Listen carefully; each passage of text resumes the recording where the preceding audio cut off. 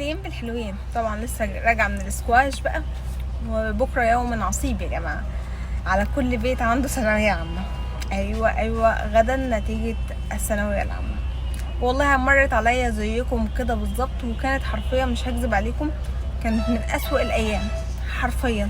الواحد مش عارف ينام، توتر، مستقبل مش عارف مصيره ايه. طبعا المستقبل بيد الله سبحانه وتعالى، بس انت بتبقى متعشم في حاجه وتعبت واجتهدت على قد ما تقدر، ويشاء السميع العليم ممكن يكون مخطط 1 2 3 4، فجأة تلاقي كل البلانز بتاعتك دي اتدمرت فوريفر، متقدرش تحققها، ومطالب منك تحط بلان من اول وجديد.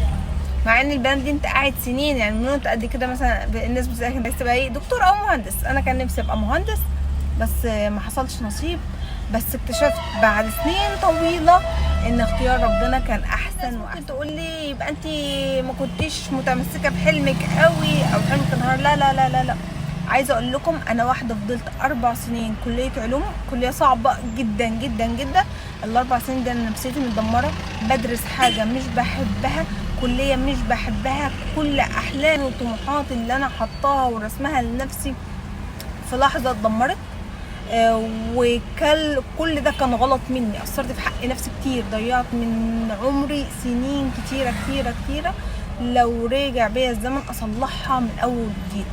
فعشان كده انا حابه اقول ستوري لكل بتوع الثانويه العامه المنتظرين نتيجتهم بكره. ان شاء الله ان شاء الله ربنا يفرحكم جميعا، وان شاء الله ان الله لا يضيع اجر من احسن عملا، وربنا ان شاء الله يرزقكم جميعا بالمجموع اللي انتوا بتتمنوه، وكل واحد يحقق اللي هو نفسه فيه.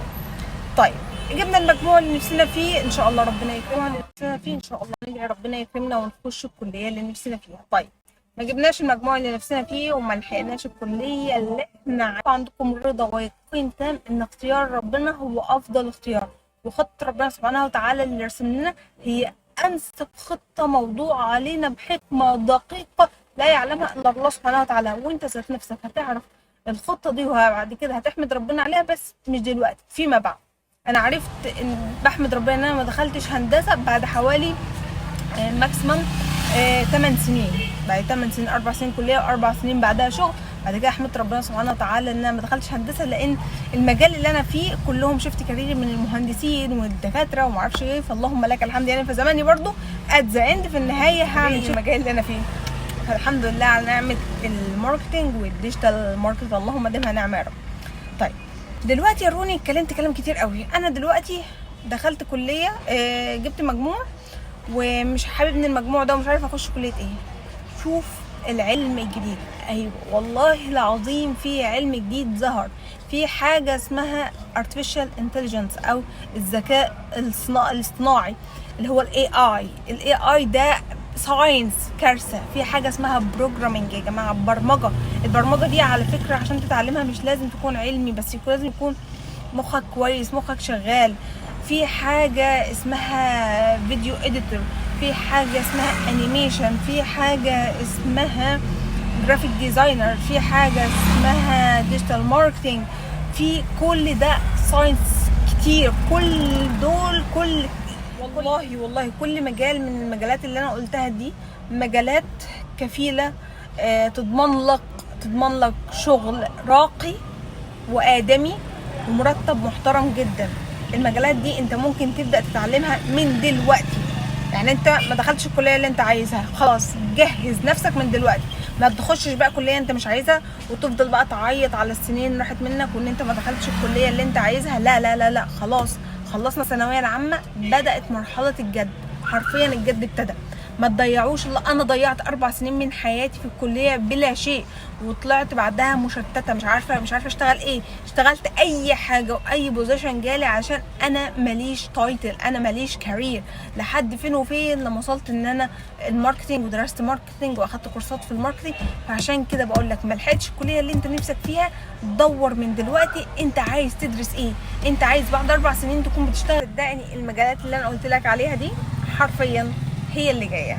ايوه الطب والهندسه جميل وزي الفل، بس في مليار الف دكتور ومليار الف مهندس ومليار الف معرفش ايه.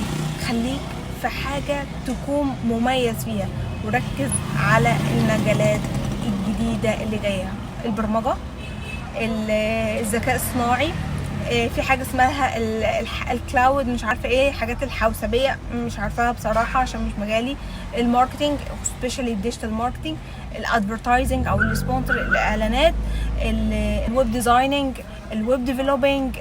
المجالات والله لا تعد ولا تحصر، ووظائف لا تعد ولا تحصر.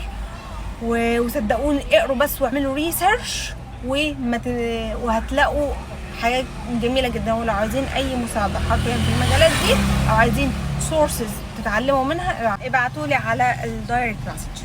طولت عليكم جدا، ما تقلقوش، اطمنوا، المستقبل بيد ربنا سبحانه وتعالى. انا مريت باللي انتم مريين ده، عارفه القلق والتوتر، وكلنا عندنا احلام واماني، بس ركزوا في اللي جاي. الثانويه العامه دي كانت مرحله، الجاي هو المرحله الاصعب. لازم تهيئ نفسك في ظل الظروف اللي احنا فيها، لازم تهيئ نفسك لسوق العمل من بدري جدا.